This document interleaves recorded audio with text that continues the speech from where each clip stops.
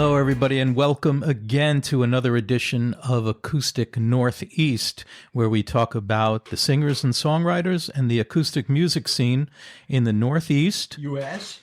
And we interview musicians who play live for us in studio. I am co-host George Malice. I am co-host Dave Goldenberg.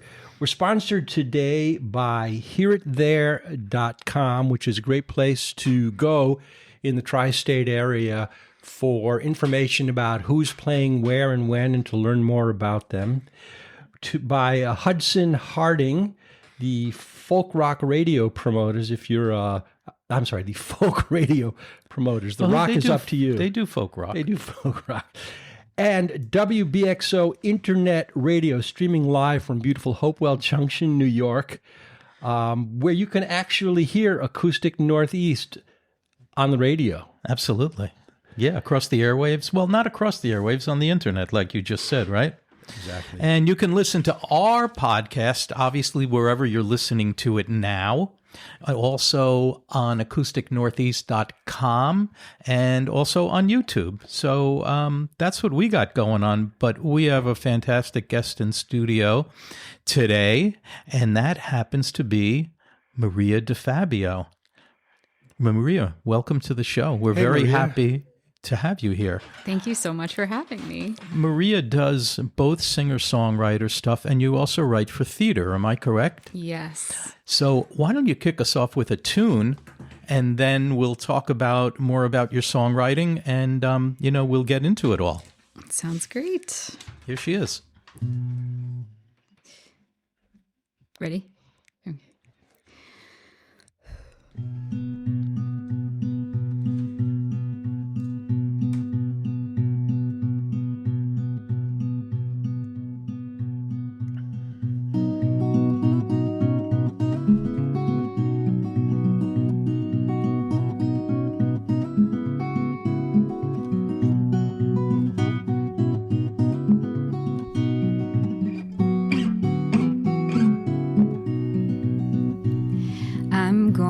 To the Blue Ridge Mountain Parkway, gonna find a place where I belong, and I think that change is finally flowing my way after feeling lonesome for so long. My mother says goodbye out on the driveway. My father wishes he could tag along. They asked me had I hear of this old highway. Well, I told them that I heard it in a song. My home is in the Blue Ridge Mountains. That's what all those records say. And damn if I don't try to make some music of my life today.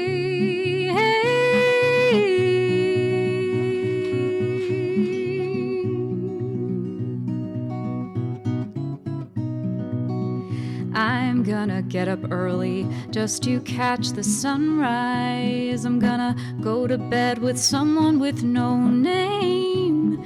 Gonna wake up to the sound of someone singing. Woo-hoo, and come up with a part for their refrain. Please someone tell me where the music's playing. Please anchor me in some old jukebox dive. I guess the thing I think I'm really saying is please someone come and make me feel alive. My heart is in the Blue Ridge Mountains. That's what all those lovers say.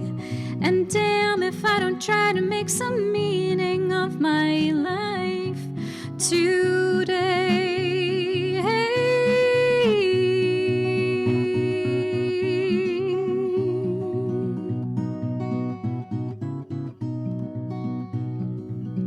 Well, who am I deceiving? Always been good at leaving, never one to settle down.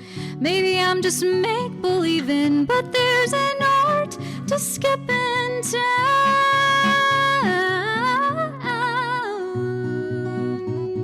Ooh, ooh, ooh.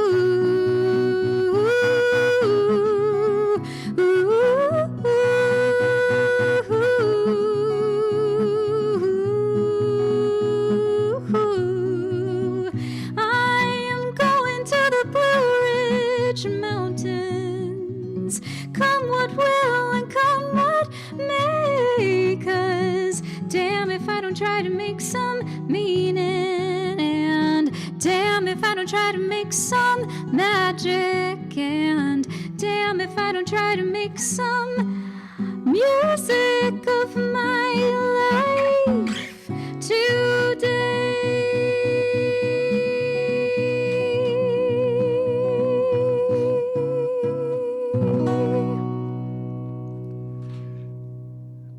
Beautiful. That's Maria DiFabbio. Maria, I'm going to go out on a limb and say that you're a Joni Mitchell fan.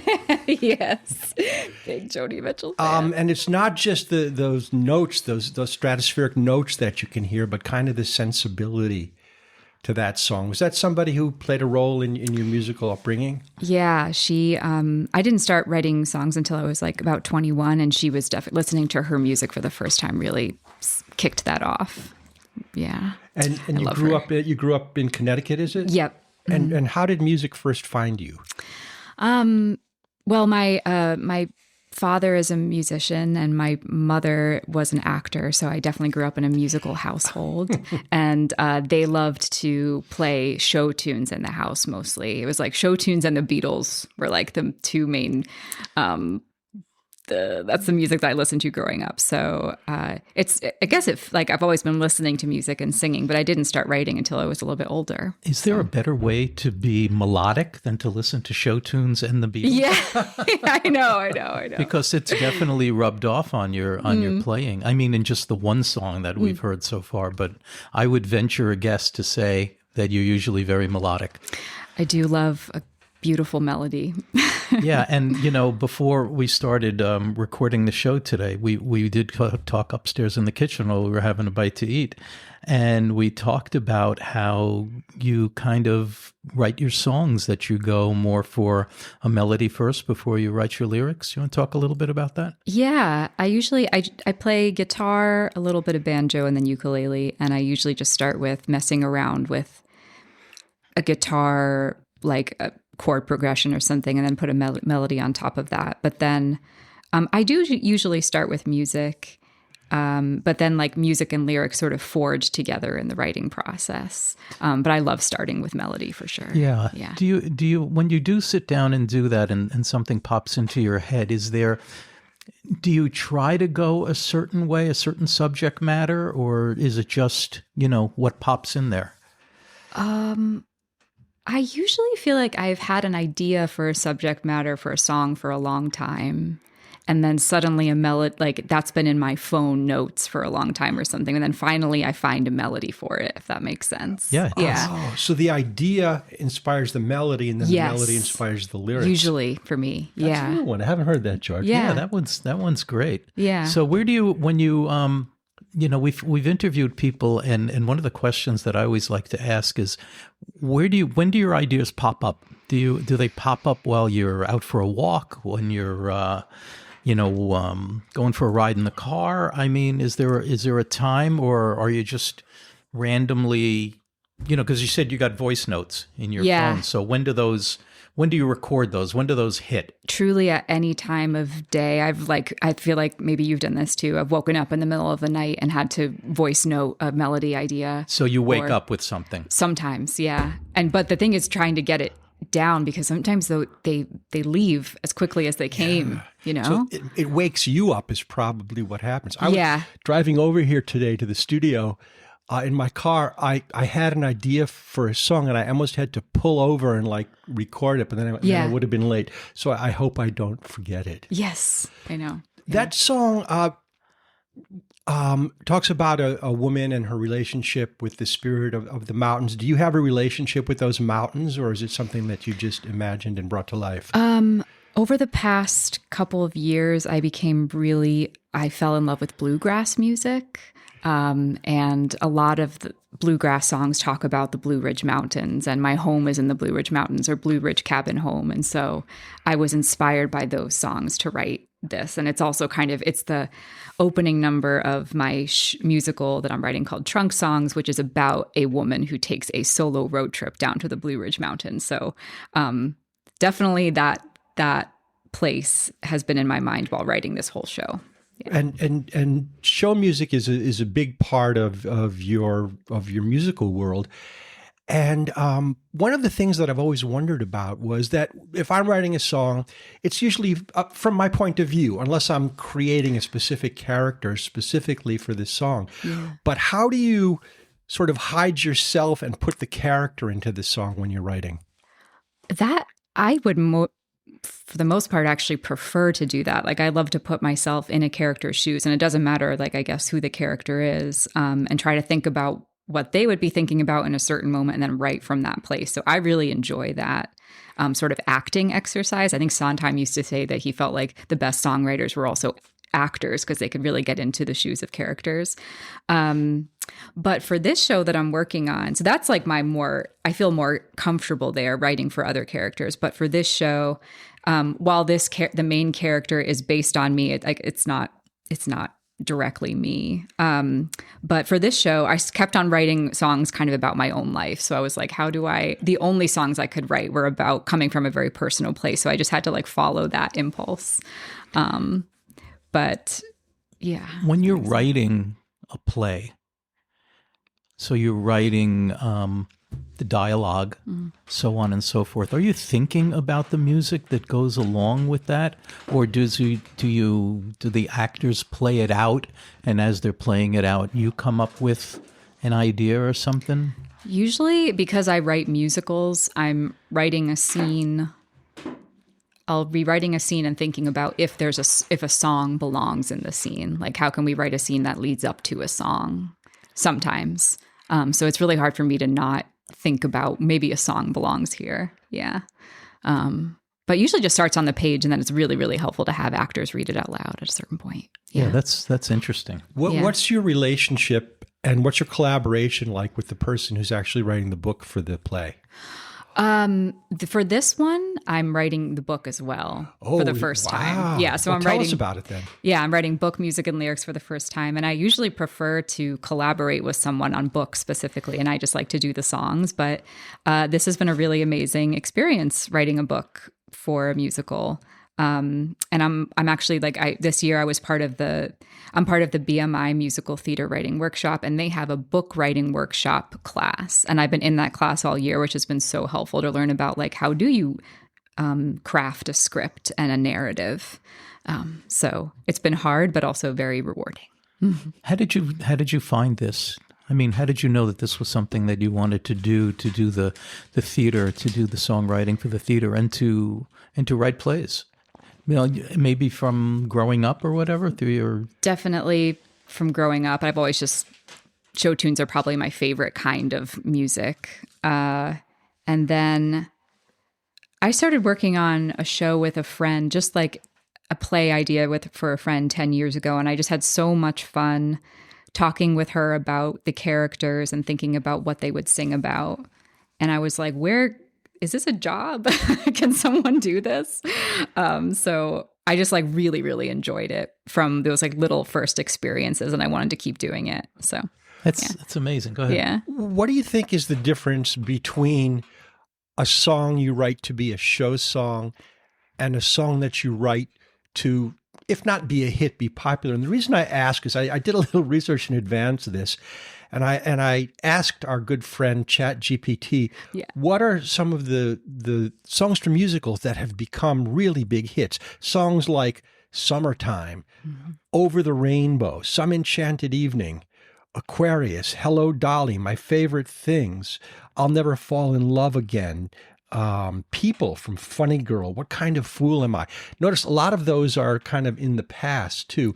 What is the difference between writing for the stage and writing for your own repertoire? Well, I guess for this show, I'll speak to this show, which is that I think with this show that I'm writing, I'm kind of trying to blend the two. A lot of the songs that I've written for this show are more in the singer-songwriter vein, but within a narrative context, I think they also can be theater songs. Like, I also think that like a lot of Joni Mitchell's songs feel very theatrical to me. So I am personally interested in always blurring those lines. Yes.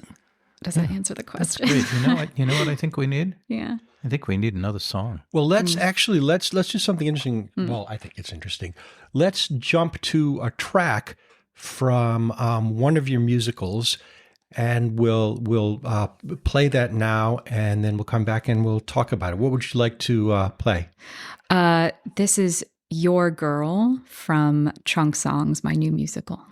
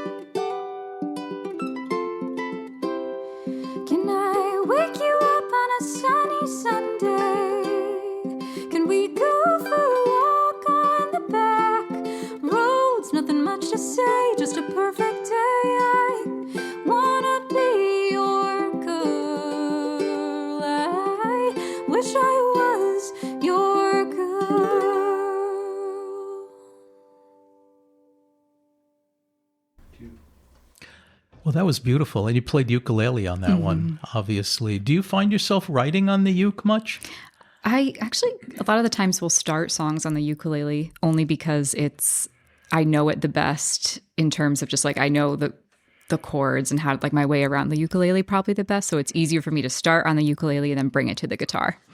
Yeah. I would think that the uke could bring you in different places because of the sound. Do you find that also? Or because I think that could help where the guitar might take you one place, but the uke can take you another place in a different type of, maybe not genre, but different whatever. You're nodding your head. Okay. Yeah. There's a lot of wonderful ukulele arrangements of show tunes on a specific website, and I'm forgetting the name of the website, but I love playing around with those. And so I feel like I've gotten used to those sounds from the ukulele. And so it's fun to start on a ukulele when writing a show tune specifically. It feels a little bit easier than guitar. Yeah. And also the ukulele does have a little bit of a dulcimer sound. I'm just saying. Yeah, that's true. You know what? I never realized True. that. Yeah, I like the high sound. But I'm really, you said this is from a show that you're currently developing. What's the name of it? Trunk songs. Trunk songs. Yeah. And can you tell us a little bit about what the show's about? Yeah. It's about a woman in her mid-30s, or a musician in her mid-30s, who's feeling sort of stuck in both like life and like personally and professionally. But she's really gotten into bluegrass music recently, and she decides to, around her 35th birthday, take a solo road trip to the Blue Ridge Mountains, specifically to drive the Blue Ridge Parkway, which runs from Virginia to North Carolina. But on her road trip, it ends up being more of a inward journey of kind of revisiting some memories of both like personal memories and musical memories, and trying to figure out where she wants to go next.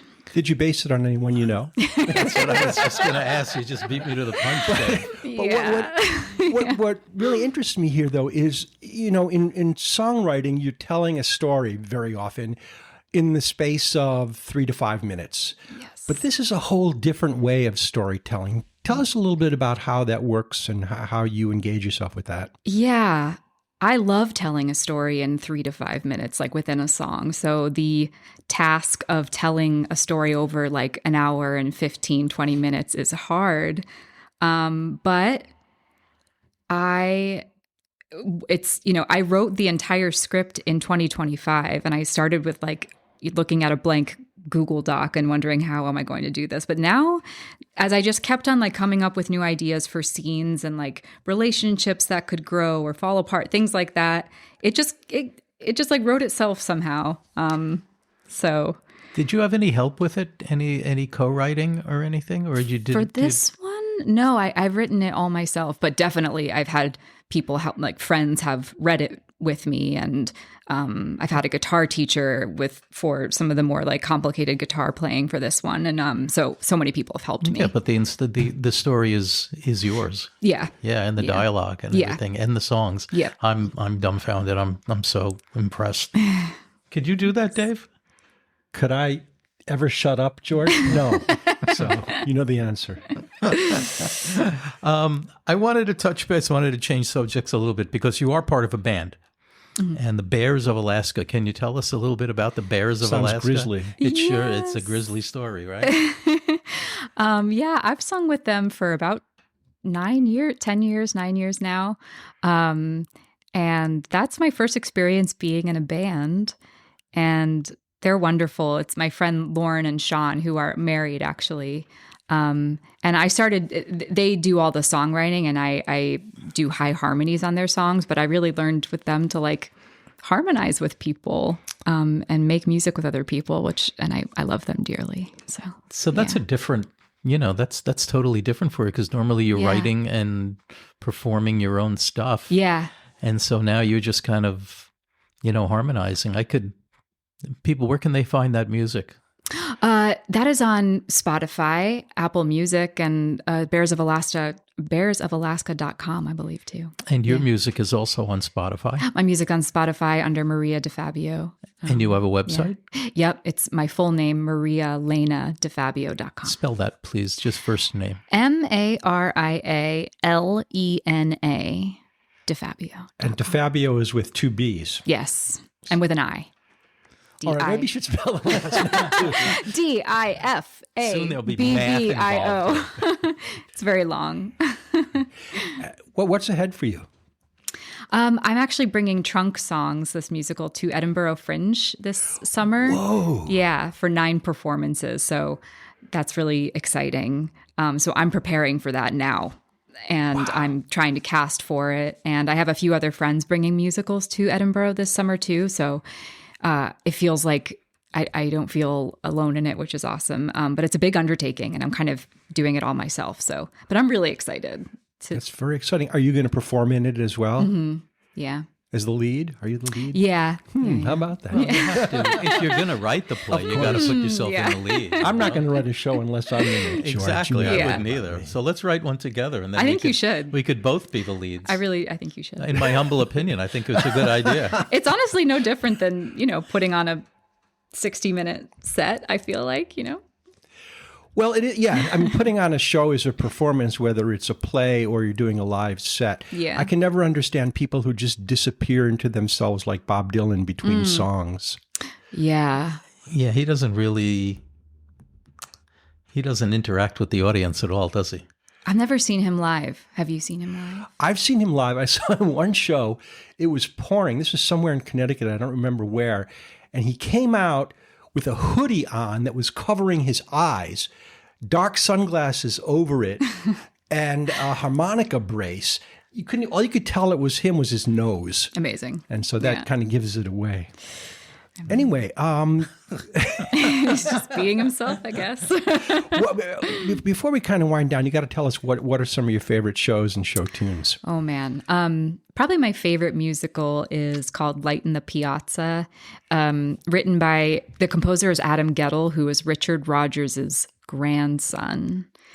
And his music is, Richard Rodgers is probably my favorite composer, musical theater composer, but Adam Guettel, well, they're equal, I guess, in my brain. They just write such melodic, sophisticated, rich, beautiful music that gets straight into my heart, and I love them. So Light in the Piazza, Adam Guettel was a composer on that, composer and lyricist on that one. I also really love Les Mis. I love Pippin, Stephen Schwartz's Pippin. Kind of an existential crisis show, similar to mine, I guess. Did you say your mom was an actress? Yep. So what kind of theater did she do? She did musical theater. Okay. Yeah. Wow. Yeah. So the apple didn't fall very far from the tree. Yeah. Yeah. Theater bug. That's one of the songs actually in her show. That's right. Yeah. I want to know, what are your favorite musicals?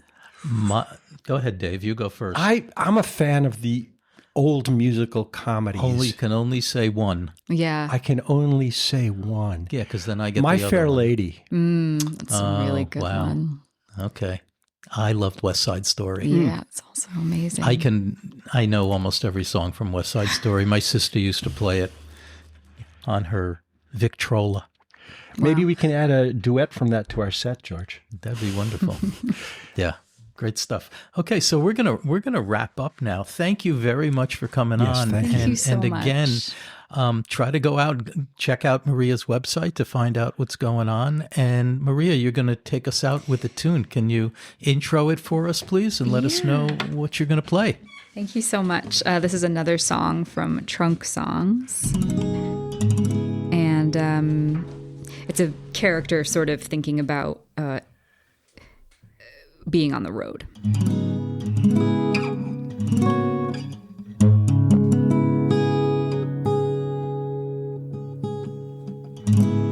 Does that sound okay? Sounds great. Oh, no, wait, sorry.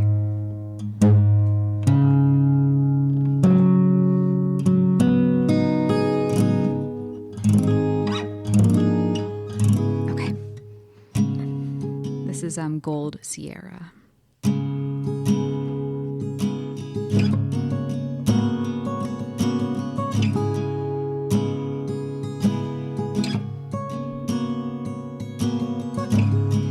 Wake up early in the morning.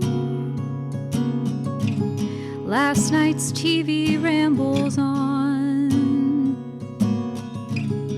Something's buzzing in the kitchen and the coffee's barely warm. Another scorcher, so they're saying. And I feel like it's a sin when I see the clouds are parting, but the walls are closing in. Oh, my gold Sierra, let's go for a arrived. Let me rest my eyes on something real.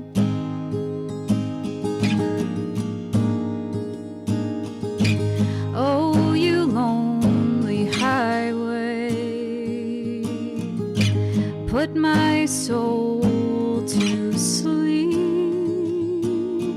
Nice and slow, just keep it going till there's nothing left to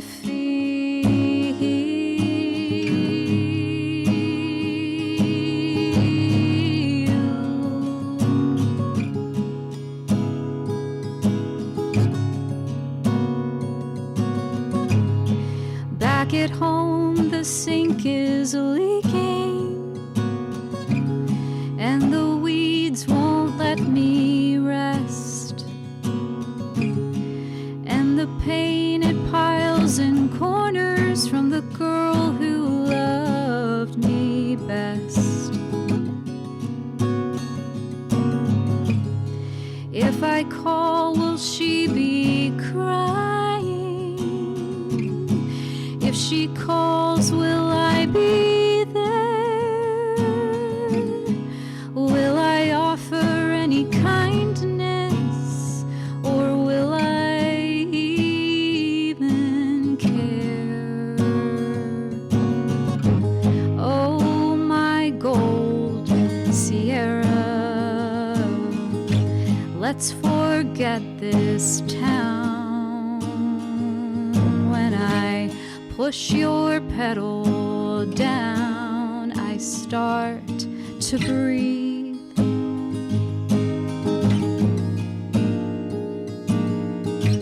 Something I never told her,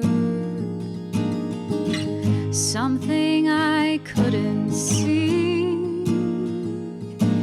is never did I feel so happy as when I grabbed my keys.